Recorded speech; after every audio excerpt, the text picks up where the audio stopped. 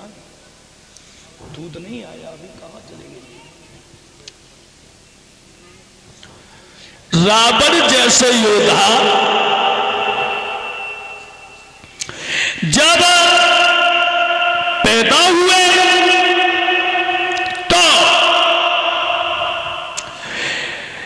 लंका में हाहाकार मचने लगा है। इधर जो है अयोध्या में महाराज रघु के पुत्र अज हुए, अज के पुत्र हुए महाराज दशरथ। ये महाराज दशरथ जो है और अयोध्या के राजा बने। जब अयोध्या के राजा बने, शासन को चलाने लगे हैं, तो भैया बाबा सुखदेव जी समझा रहे हैं कि हे राजन परीक्षित, इनकी शादी जो है कौशल देश के रहने वाले जो महाराज कौशल हैं, उनकी बिटिया कौशल्या के साथ में हुआ। महाराज दशरथ के आंगन में 3 रानियां हैं, कैकेयी, कौशल्या और सुमित्रा। ठीक, सेट कर दो वहां से। महाराज दशरथ के आंगन में 3 रानियां हैं। फिर महाराज के आंगन में कोई संतान नहीं है। 3 रानियां होने के बावजूद कोई संतान नहीं है। महाराज दशरथ बड़े दुखी हुए। एक दिन महाराज दशरथ चले गुरु वशिष्ठ जी के पास और गुरुदेव वशिष्ठ से बोले हैं, गुरुदेव ये या गर्म करवा लो, ये क्या है? कहा है वशिष्ठ जी से, गुरुदेव हमारे आंगन में 3 रानियां, फिर भी हमारे घर में कोई संतान नहीं है। गुरुजी ने कहा, लाला दुखी नहीं होते। बोले हैं गुरुदेव, मैंने ये भी सुना है जो प्राणी अपने जीवन में एक बच्चे की प्राप्ति नहीं कर पाता वो नरक का गामी होता है। और वैसे तो तुलसीदास बाबा ने लिखा है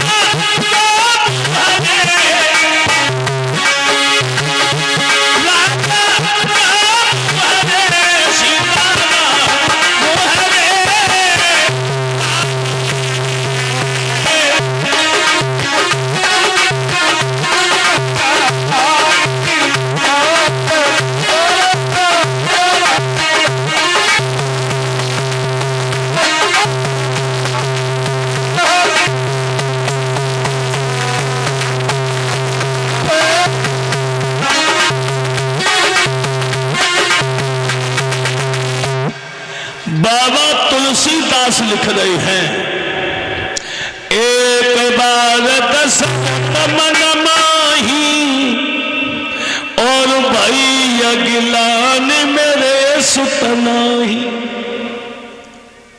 परीक्षित ने प्रश्न कर दिया, प्रभु हमें यह बताइए, जिसके घर में संतान ना हो उसे हर समय शोक होता है, फिर महाराज दशरथ को एक ही बार क्यों बताया? एक बार महाराज दशरथ जंगल में शिकार खेलने गए, और जब शिकार खेलने के लिए गए हैं तो क्या देखा? एक हिरण, एक हिरणी अपने बच्चों के साथ में किलोरी कर रहे हैं। और महाराज दशरथ की नजर जब पहुंची तो सोचने लगे, मेरे 3 रानियां, बंद करो, अगर मेरे घर में इस तरीका से बेटा होते तो आनंद की लहर डूबती, आनंद बढ़ता। वशिष्ठ जी से बोले हैं, गुरुदेव 3 रानियां हैं पर कोई घर में संतान नहीं है। महाराज दशरथ ने जब कहा तो गुरु वशिष्ठ जी और यज्ञपति महाराज, गुरु का मतलब ही कुछ अलग होता है। गु माने अंधकार, रू माने होता है प्रकाश। जो अंधकार से सच्चे मार्ग को ले जाए वही सच्चा गुरु होता है। अब गुरु का तो मतलब है रास्ता बताना, चेला रास्ता जाके भटक जाए तो वो अलग बात है, हैं? गुरु हमेशा रास्ता बताया करता है, किस मार्ग पे चलो, आगे मोड़ भी कठिन पड़ेगी और मुड़ते चले जाना, सीधे जाना है, और जहां मोड़ पड़े उसे बचाते चले जाना। गुरुजी बोले हैं, तुम्हें मालूम है, याद करो पुरानी, एक बार तुम्हारा भांजा सरबल कुमार और सरयू नदी के किनारे गया था जल भरने, तुमने बाण मार दिया मृग समझ के, तो तुम्हारे बहन बहनोई उद्धालक मुनि चंद्र कला ने तुम्हें श्राप दिया था और यह कहा था, जिस तरीका से हम बच्चे के वियोग में तड़प रहे हैं, एक दिन दशरथ वो होगा कि तू भी अपने बच्चे के वियोग में प्राण देगा, तुझे भी प्राण देने होंगे। भैया लाला, एक काम करो, चले जाओ और अपने आंगन में यज्ञ करवाओ। बोले गुरुदेव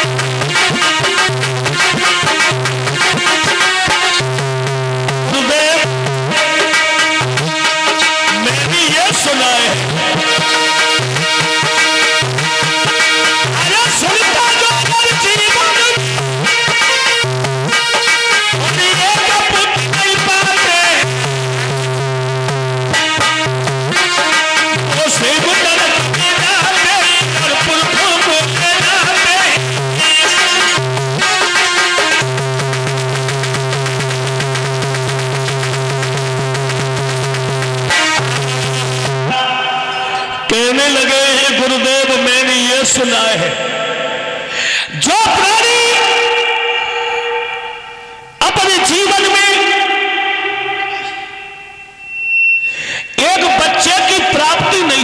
था वो नरकागामी होता है। और हमारे घर में 3 रानियां, वशिष्ठ जी ने समझाया तुम पागल हो गए हो, अरे तुम्हारी मौत जो है वो बच्चे के वियोग में लिखी है। तुम्हारे बहन बहनों ने श्राप दिया था तुम्हें। एक काम करो, तुम अपने घर जाओ, सब संतों को बुलाओ और संतों को बुला करके अपने आंगन में यज्ञ करवाओ। और जब यज्ञ करवाओगे कुछ ना कुछ प्रसाद मिलेगा, वो पत्नियों को खिला देना। राजन, अरे राजा लौट भवन को जाइयो,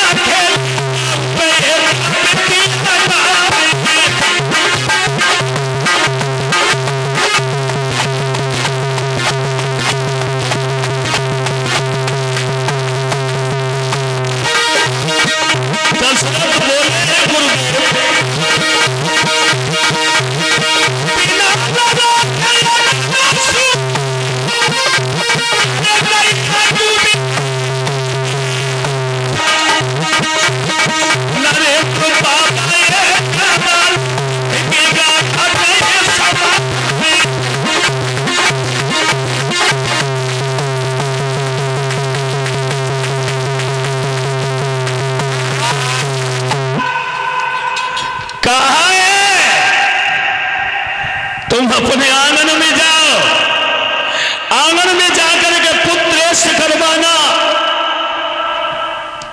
महाराज दशरथ जो है अपने आंगन के लिए आए।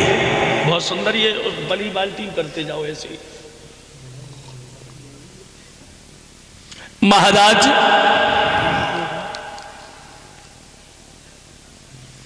दशरथ, ये खोड़ फोड़ दो, छोटी छोटी करो। महाराज दशरथ आंगन में आए,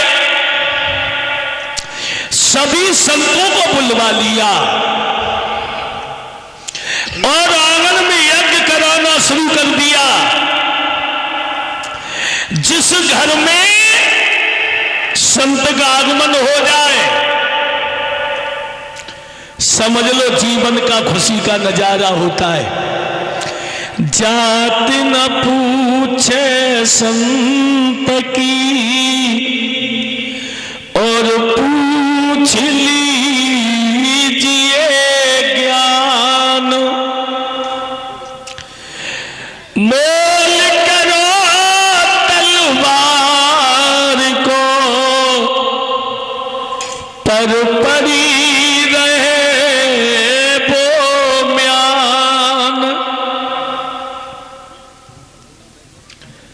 जो हमारे भैया लोग रोड पे बैठे ना, सब पंडाल में आओ।